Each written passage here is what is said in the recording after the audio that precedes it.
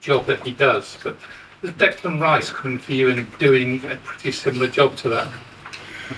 Well, we know Rodri. I think everybody has described him as one of the best holding midfielder in the world. There's no doubt about that. And with Declan, I'm extremely pleased. He can occupy different position. I think he's been really, really good as a holding midfielder. And yes, he has the qualities, the presence, the command, the quality and the understanding to be a top player for us in that position. Has he adapted quicker than you hoped for when you signed him? But when you pay that sum of money, you hope that they adapt really quickly. But there are certain things that are very different. But I think overall he's adapted really fast. Yeah. But the fact is, he obviously knows a lot of the players. He knows the league. Was that an important factor in getting him in straight away and hitting ground? For sure. I think the league, the opponents, the demands that we have here, and being the player that he was at the national team in his previous club as well, and having a really important role, there are things that are really relevant for someone to adapt quickly. I just ask you very briefly, thinking back to the 2 games against City last season, they were probably the end of the season, the 2 games that defeated the title race, because win one and you win the title. Does that sort of still haunt you a bit, knowing that? Yeah, you still need to do a lot in the rest of one. Yeah, I think no question. When we played in Manchester, they were much better than us. I think when we played them here, in many moments, we were much better than them, but we ended up giving the game away. Nick from The Guardian. Hi. The last time you beat City in the league was, I think, about 9 years ago, just before Christmas. I think you were on the books but not playing. I think that's right. If somebody had said to you then that it'd be such a long run without beating them, what would you have said? What would you have thought? That anything is possible in football, and let's change it as quick as possible. Not necessarily in this particular case, but just generally, when a team goes on that kind of without winning the league game against a rival, can that become psychological? You have to prepare psychologically in a different way. I think change it. I think since when I came here, I think it was 18 years at Old Trafford, 17 at Stamford Bridge, and we've done it. So let's change it. So you don't sense any that this is maybe the final psychological hurdle that your players have to get over? What I'm aware is about the qualities of the opponent, and that's unquestionable. So the only thing that I put my energy on is that on Sunday we have to be at our best for 100 minutes, and that's the thing that we can control, and we have to focus in, because the rest is something that we can't. Gary from Times.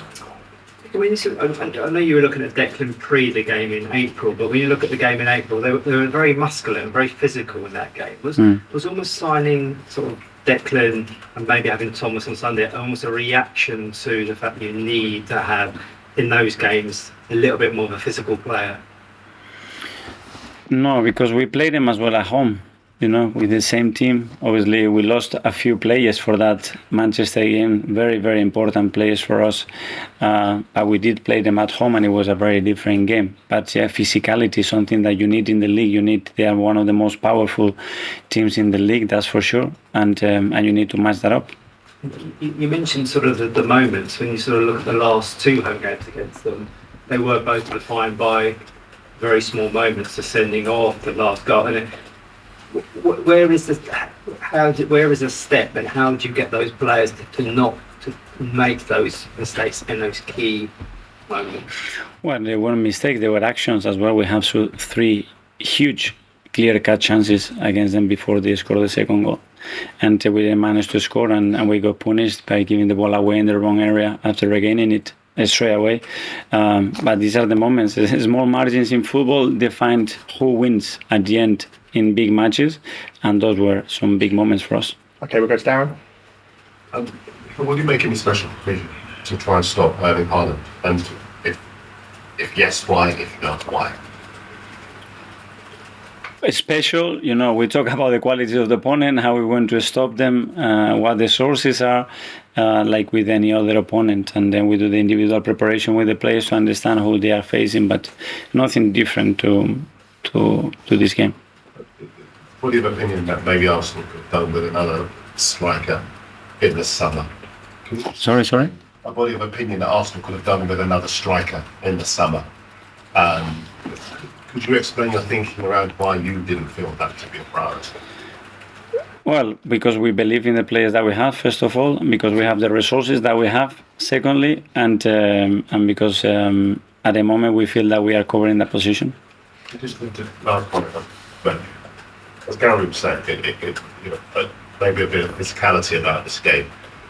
When City have the space to play, we've obviously all seen how much they can destroy opponents. But does it need to be one of those games where you need the kind of Warriors that you played with, for example, in a match like this, to be able to come out or at least get something from the game? For every big game, you need the players to stand and make it count, and duels are a big thing of those games, it goes either way, one way or the other. It's true that when you have open spaces, there are teams that can really hurt you as well, but if you defend 90 minutes in your box as well. Okay, we got Jason. Hi, Mikel. With the Community Shield back in August, from what I recall, Erling Haaland didn't have many shots at all on goal, and you guys pretty much contained him well for the full game. What did you learn from that match in terms of how to effectively stop Haaland and march them out of a game? And how can you obviously apply that to... Like with any opponent, just stopping the sources and trying to do that, but those players have the qualities to open you up in the right moment, and that game was... A while ago, it's going to be different. They will try different things as well to what we do, and we will prepare to play in our strengths like we do every week. With how you played in that game, does that show that you guys have that physical capability to deal with them kind of players who are willing to put their arms out and really get stuck in physically? I think we do. I think we do have enough physicality in the backline to deal with those players, and something is that you have to prove it in a reaction on Sunday. And with the weekend where City obviously were defeated by Wolves and you guys beat Bournemouth, does that in a way show that if they slip up, you're right behind them to capitalise on their errors? And is there any psychological edge in that?